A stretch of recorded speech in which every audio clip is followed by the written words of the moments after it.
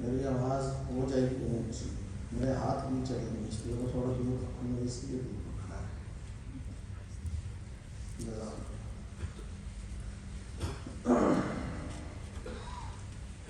अल्लाह सुब्हानहु व तआला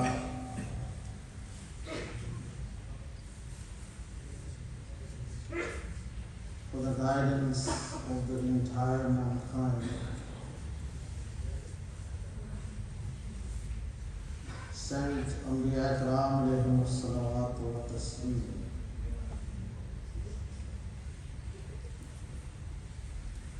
and all the prophets that came into this world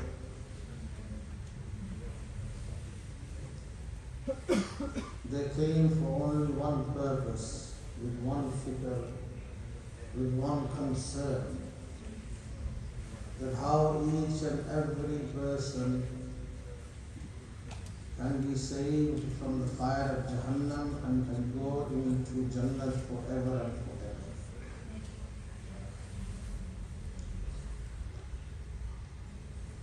But whilst the Anbiya Kiram alayhimus salawatu wa taslim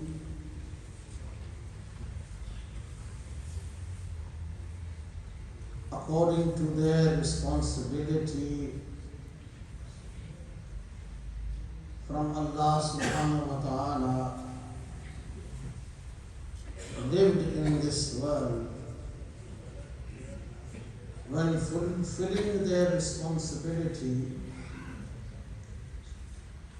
they had to go through a process, a procedure, or a strategy of how to convey the message from Allah subhanahu wa ta'ala.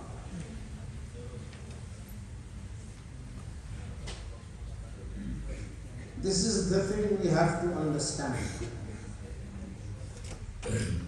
What is the actual procedure? It is not just a question of saying La ilaha illallah, recite La ilaha illallah and you will be successful. According to the teachings of Quran and according to the teachings of the Ahadith Mubarakah, there is a process that every Nabi alayhi salatu wassalam followed. And during that process, Allah subhanahu wa ta'ala opened the doors of mercy and bestowed guidance upon the mankind whenever it was the correct time and the correct place.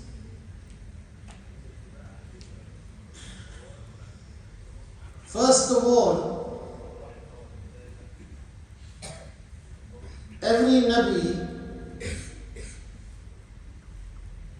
when conveying the message from Allah subhanahu wa ta'ala, inviting towards the greatness of Allah subhanahu wa ta'ala, every Nabi introduced his character.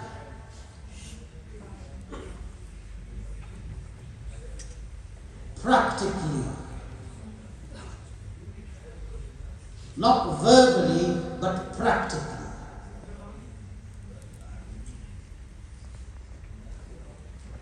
Because it is obvious, to attract somebody, you have to show your character and your practices, your practical life.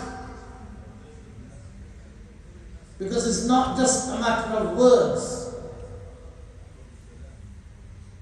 You have to show your decency and your character, then that person will listen to you. Whether he accepts or not, that is a different matter, but he will first listen to you. When Rasulullah sallallahu alaihi wasallam called the people of Makkah towards Mount Safa, What was the first thing he said? هل وجدتموني صادقا أم كاذبا? That I have lived amongst you for all these years. What do you think of me?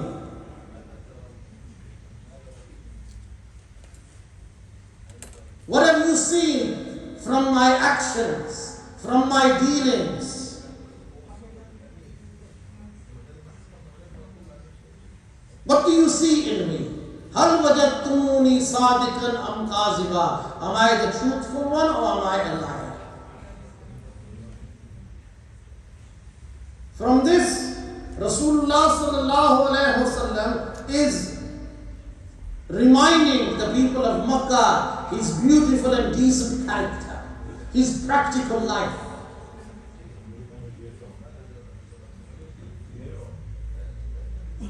Thereas the people of Makkah then agreed and said, we believe you are Ameen and Sadiq.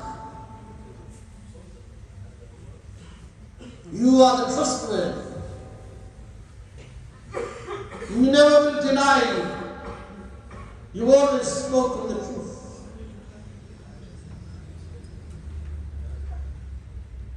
So first of all, the procedure is practically, whatever we say, we put into practical form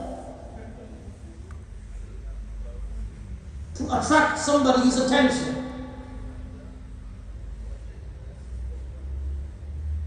Today, and every time, a person is not recognized by his worship, his salah, his recitation of the Quran, his zikr, his hajj and umrah. A person is recognized by his character, his akhlaq, his dealings. His dealings, how he deals with other people, how truthful he is, how much honesty he has, how trustworthy he is when he is dealing with other people, whether it is to do with family, whether it is to do with finance and money, give and take. This is how a person is recognized. تعاشروا كالإخوان وتعاملوا كالأجانب. Live amongst yourself just like brothers. وتعاملوا كالأجانب. And deal amongst yourself according to strangers, how you deal with strangers. أوفوا بالعهد. Always fulfill your promises, whatever you say. Always try to win a person's trust by being truthful. This is how a person is recognized. You know, I was reading a hadith that day. Well, I've read it many times before, just thinking. Rasulullah sallallahu alaihi wasallam says in a hadith that a martyr, a person who dies in the path of Allah subhanahu wa ta'ala, he is forgiven from every single sin. Every sin. Because he's devoted his life for the path of Allah. Illa then, but debt, he will never be forgiven. Not unless he pays off.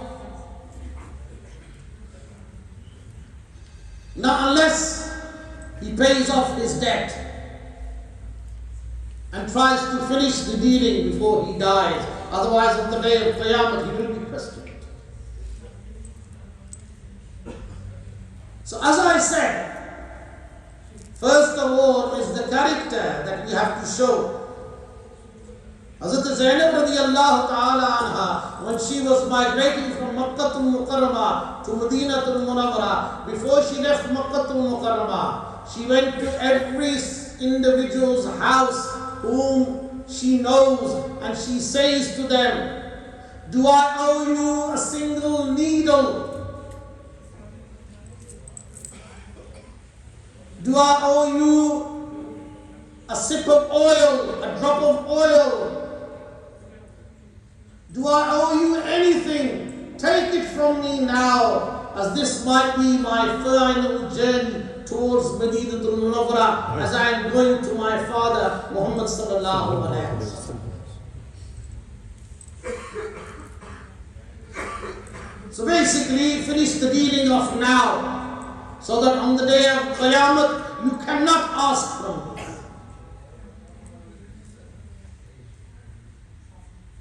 So the process is, practically, every prophet, every Nabi alayhi salawatu wa taslim is proving his character, his decency. Then comes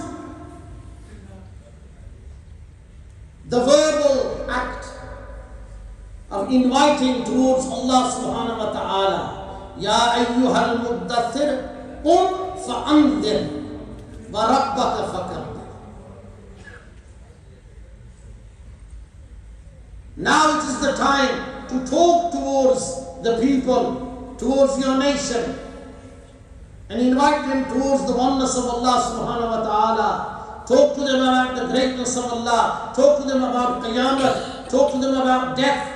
Talk to them about Jannat and Jahannam, about Akhirat. Convey to them the message so that they can be obedient servants of Allah subhanahu wa ta'ala. Fattaqullah, wahidullah, fear Allah, and have iman upon the oneness of Allah subhanahu wa ta'ala. Fattaqullah wa ati'un. Have the fear of Allah subhanahu wa ta'ala and follow my lifestyle. Every single prophet would repeat these words again and again. From the time of Adam alayhi salatu wasalam to Muhammad Rasulullah sallallahu alayhi wasallam.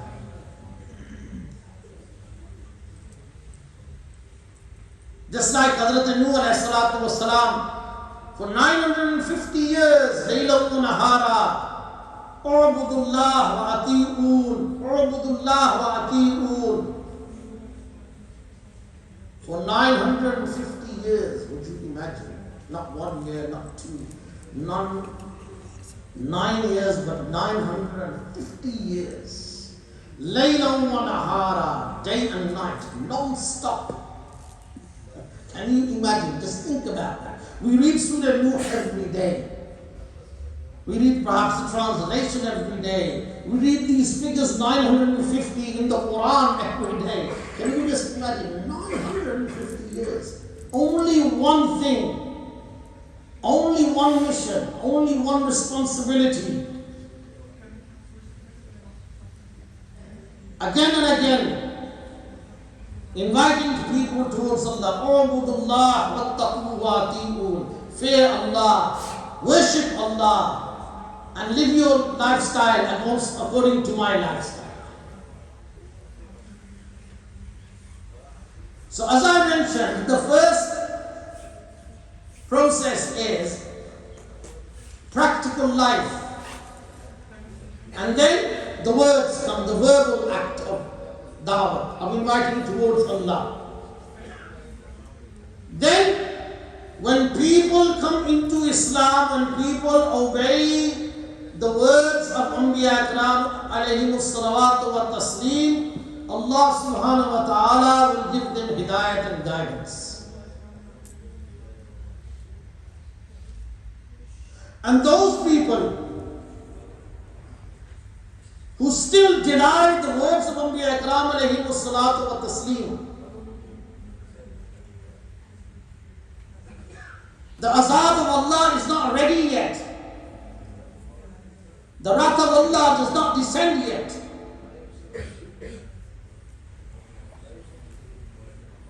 Because according to what the Quran says, and according to what the Quran has mentioned, when Anbiya Ikram alayhi salawatu wa taslim would invite people towards the greatness of Allah subhanahu wa ta'ala, and when they would deny, then the first thing they will say, okay, we will believe, we will accept what you're saying. We will accept accept that Allah is our Lord.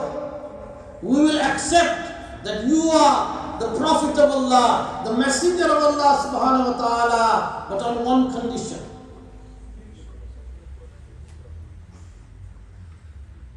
On one condition. And that condition is that you show us practically, perform a miraculous event in front of us, then we will accept your Islam.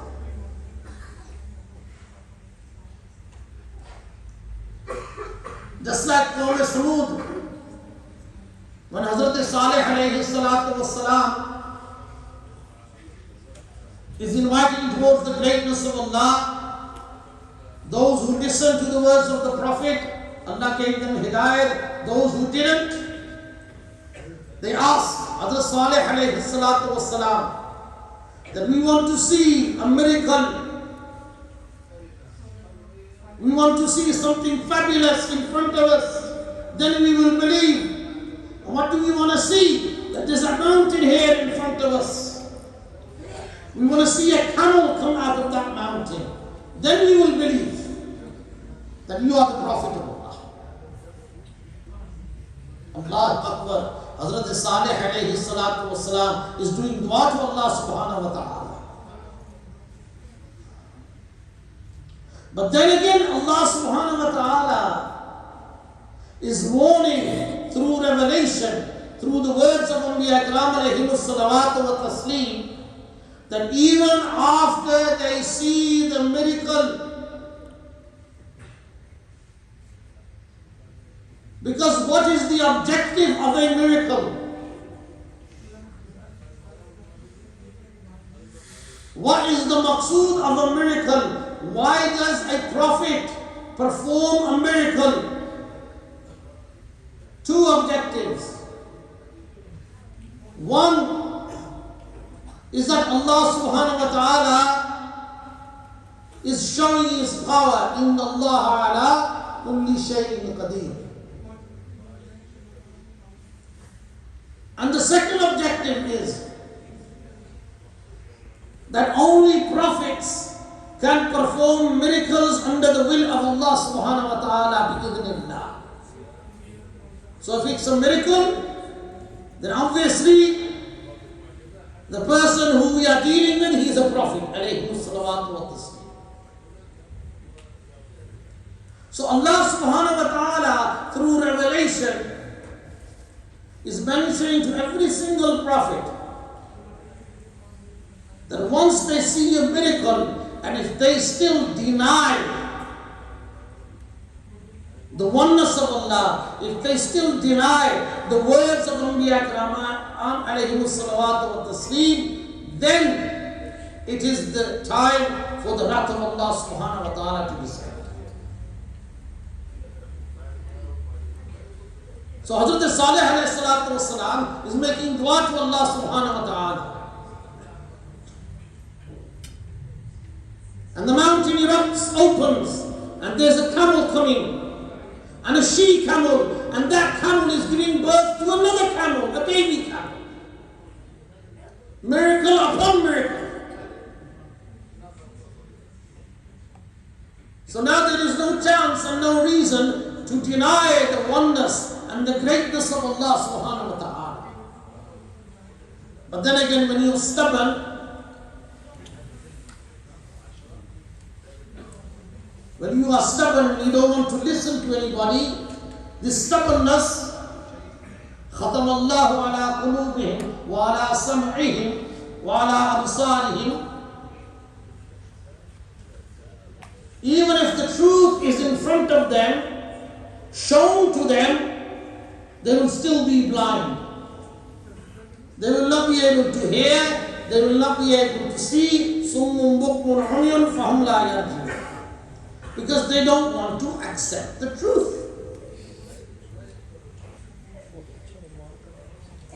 It is against their will to accept the truth. Just like Rasulullah sallallahu alayhi wa sallam is sitting next to Abu Talib. And on the other side, Abu Jahl is sitting. And Nabi Sallallahu Alaihi Wasallam inviting Abu Talib towards Islam and telling him, my dear uncle, recite La ilaha illallah so that on the day of judgment I can intercede for you. And there is Abu Jahl on the other side, reminding Abu Talib that how dare you leave the religion of your forefathers? How dare you accept the religion of your nephew? Otherwise people will laugh at you. Your status will go low amongst the clan of Quraysh and Banu Hashim. So it was pride and stubbornness for which Abu Talib denied reciting La ilaha illallah Muhammad Rasulullah, and he left this world without hidayat. That is why Allah subhanahu wa ta'ala mentions in the Quran, إِنَّكَ لَا تَهْدِي مَنْ أَحْبَبْتَ وَلَكِنَّ اللَّهَ يَهْدِي مَنْ يَشَاءُ. So as I was saying, that every Nabi alayhi wassalatu wassalam then is performing miracles to show the people of the nation that this is the power of Allah subhanahu wa ta'ala, and this is to prove that I am the true messenger of Allah subhanahu wa ta'ala. Like Isa alayhi salatu wassalam making birds out of soil, curing leprosy. Musa alayhi salatu wassalam, the small stick turning into a huge serpent, and light coming from under his armpits. Many miracles. Similarly, Rasulullah sallallahu alayhi wasallam performing miracles as well. Once Nabi sallallahu alayhi wasallam was traveling with Hazrat Ali radiyallahu ta'ala anhu. And even Ali radiyallahu ta'ala anhu noticed that whilst we were traveling through the jungle and through the desert and through the mountains, the trees were bowing down in front of Nabi sallallahu alayhi wa sallam. And the stones were saying, As-salatu was-salamu alayka ya Rasulullah. Rasulullah sallallahu alayhi wa sallam is once traveling through a jungle with one sahabi radiyallahu anhu, and he meets a villager there. Invites him towards Islam, and that villager says, why should I accept that you are the Prophet of Allah? Do you have any evidence? What other or whoever does accept you as the Prophet of Allah, give me some evidence, show me some practical evidence to prove that you are the Prophet of Allah. Rasulullah sallallahu alaihi wasallam said, you see that tree in the far distance? That tree there will testify that there is no one worthy of worship except Allah, and I, Muhammad sallallahu alaihi wasallam, is the messenger of Allah. When Nabi sallallahu alaihi wasallam pointed at that tree came through the ground, piercing its way through the ground, standing in front of Rasulullah sallallahu alaihi wasallam and saying, Ashhadu an la ilaha illallah wa ashhadu annaka rasulullah. Seeing that villager, he embraced Islam and he became a sahabi of Rasulullah sallallahu alaihi wasallam.